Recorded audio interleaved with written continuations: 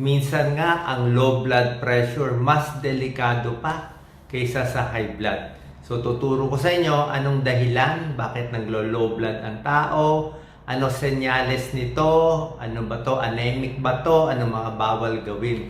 Marami din sa kababayan natin may low blood. Pag sinabing low blood pressure, ang ibig sabihin nito, ang blood pressure mo wala pang 90/60. Yung unang numero, systolic BP, 90. 90 ang pinakamababa na normal. So, mas mababa ka sa 90, baka 80 o 70 lang. Low blood yon. Yung diastolic blood pressure, yung pangalawang numero, wala pa sa 90. Pag wala pa sa 60. 60 normal, pag 50/40, low blood na yon. So, 90/60 ang cut-off natin na pinakamababang minimum. Kung ang blood pressure mo 80/50, low blood na yon. So, delikado ba lahat ng low blood? Depende. Okay? Karamihan ng tao, pag mababa blood pressure, 80/50, marami dyan, may sintomas na, mahihilo na. Serious na yan, lalo na kung dati sanay ka sa 120/80, tapos biglang bumagsak ng 80/60, 80/50, magko-collapse na yan, mahihilo na yan. Pero bago ko bigay yung mga causes ng low blood pressure at senyales nito, meron lang akong disclaimer. Sa experience ko, merong mga kababayan natin, lalo na kung babae at payat lang siya, babae payat, pwedeng bata pa, pwedeng may edad na, meron sa kababayan natin may blood pressure na 80/50 o 80/55 na normal pa rin. Okay? Kasi siguro sobra silang payat. Kaya 80/50 lang. Kasi kung payat ang kamay, minsan pag inipit mababa din nakukuha. So, basta wala kang sintomas, hindi ka nahihilo, hindi ka nagko-collapse, hindi ka parang hihimatayin, tapos sanay ka sa 80/50, payat ka lang babae, pwedeng normal yun sa'yo. Pero pag tumaba ka, tataas na yung blood pressure. So, minsan sa kapayatan, baka pwede paminsan-minsan yung 80/50. Pero sa ibang tao, hanggang 90/60 lang, lalo na kung nasanay kayo na mataas na blood pressure. Having said that, ano mga causes ng low blood pressure? Okay? Number one cause is orthostatic hypotension. Ano ibig sabihin ng orthostatic hypotension? Yung nakaupo o nakahiga ka, tapos pagtayo mo, biglang didilim. Biglang didilim lahat. Ang nangyayari dyan, yung dugo, naiiwan sa paa, naiiwan sa katawan, nagkukulang ng dugo sa utak. Sabihin, hindi pa ready yung mga ugat mo. Dapat kasi pagtayo natin, yung mga ugat natin dapat sisikip para yung dugo umabot sa ulo. Ay bigla kang tumayo, ay yung parang naiwan yung dugo sa baba. Kaya yung nagkulang ka ng dugo sa utak, baka ma-stroke, delikado, baka mag-collapse. Kaya ang tip natin, yung upo, biglang tayo, dapat galaw-galaw muna ng paa. Lalo na sa mga senior, di ba? Common din to. So, galaw-galaw paa, upo muna maigi, galaw-galaw katawan, para dumaloy ang dugo, tapos dahan-dahan tayo. Okay? Merong iba naman, dehydrated, nagtatae, naubusan ng tubig sa katawan. Di ba? LBM ng LBM, pwede rin yan.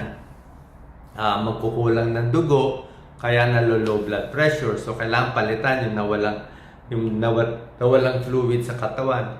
Meron din nalo-low blood dahil sa gamot. Baka may gamot siya sa high blood, baka nasobrahan ng gamot sa high blood. Bihira mangyari, pero meron din. O baka may gamot sa sakit sa puso, nasobrahan din, pwede rin.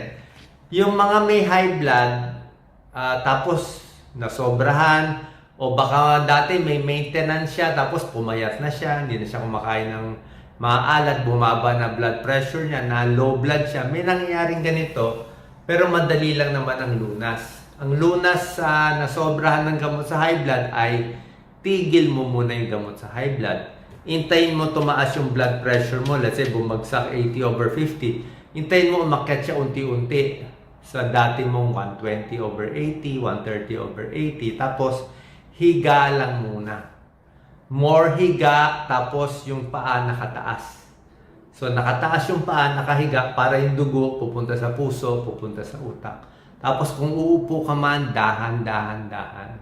Mga 12 hours to 24 hours, easy, higa-higa lang, hanggang mawala yung gamot sa sistema mo.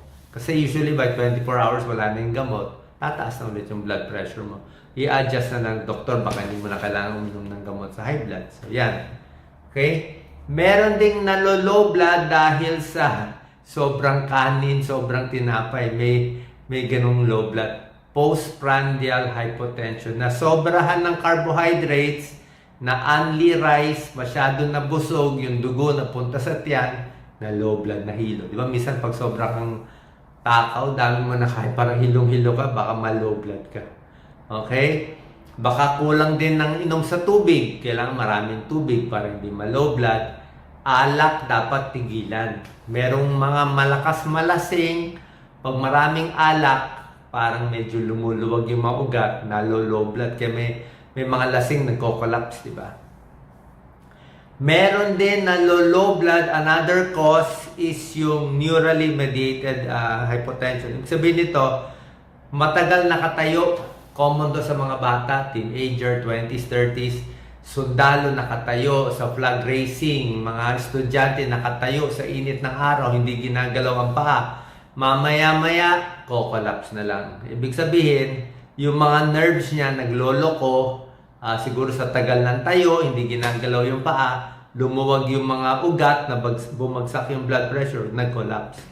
Kaya dapat wag magbibilad sa araw, at kung nakatayo man, sipa-sipa ng paa. Sipa-sipa. I-pump mo yung paa para yung dugo sa binti, umakyat sa utak, hindi ka magko-collapse. Okay? O humawak sa tabi, o umupo muna. Tulad ng sinabi ko, pag nalo-low blood, upo or higa muna, pwedeng taas konti pa para bumalik yung consciousness, hindi himatayin. Okay? Meron ding mga rare nerve disorder, mga Parkinson's disease, na low blood din. Okay?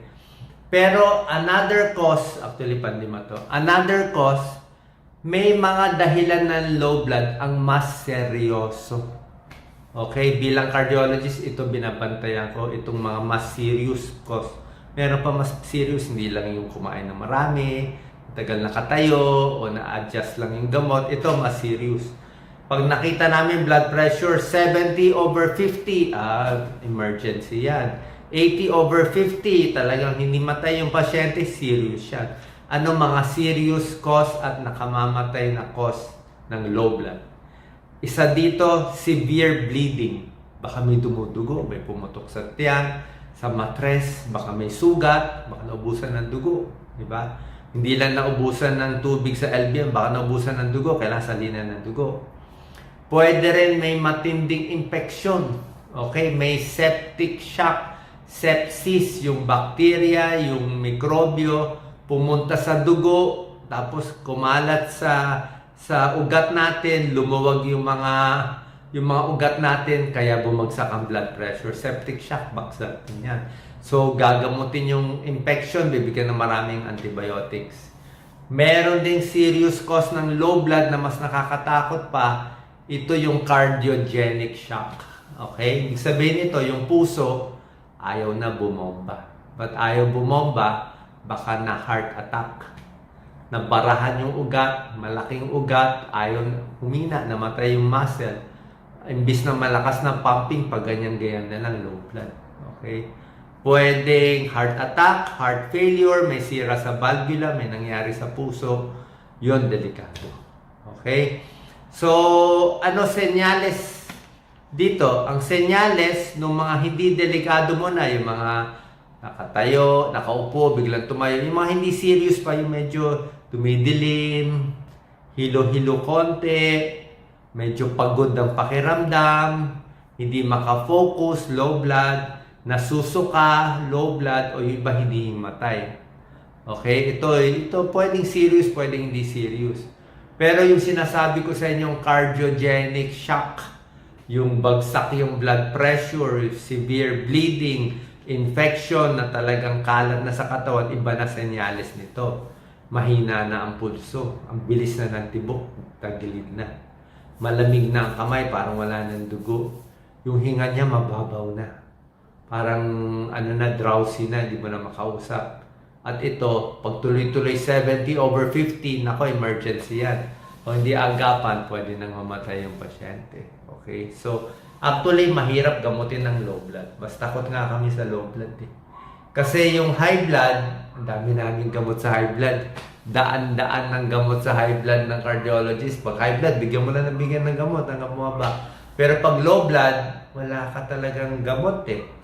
Ang bibigay mo lang, pag may pagdurugo, bigyan ng dugo. Kung may infection, bigyan ng antibiotic. Pag mahina ang puso, paano mo papalakasin yung puso? So, yung mga binibigay sa swero, pang temporary lang yan. Mga adrenaline, dopamine, dobutamine, pipilitin mo lang siyang mag-pump pero mahina na yung puso. So, iingatan natin yan. Okay? So, laboratory test sa low blood, ECG, check ang puso, CBC, complete blood count, check kung may infection, check kung anemic, check na rin yung blood sugar. At sabi ko nga, kung ano ang dahilan ng low blood, yun ang gagamutin. Meron tayong general tips sa low blood, di ba? Tulad na sinabi ko, kung babae kang payat, 80/60, 8/50, sanay ka naman, wala kang sintomas, don't worry, okay lang. Pero kung medyo may nararamdaman na, ganito gagawin, inom na maraming tubig. Okay? Baka kulang ka sa tubig, tigil ang alak, baka yung alak nagpapa-low blood sa'yo. Adjust yung gamot sa puso at sa high blood, baka nasusobrahan.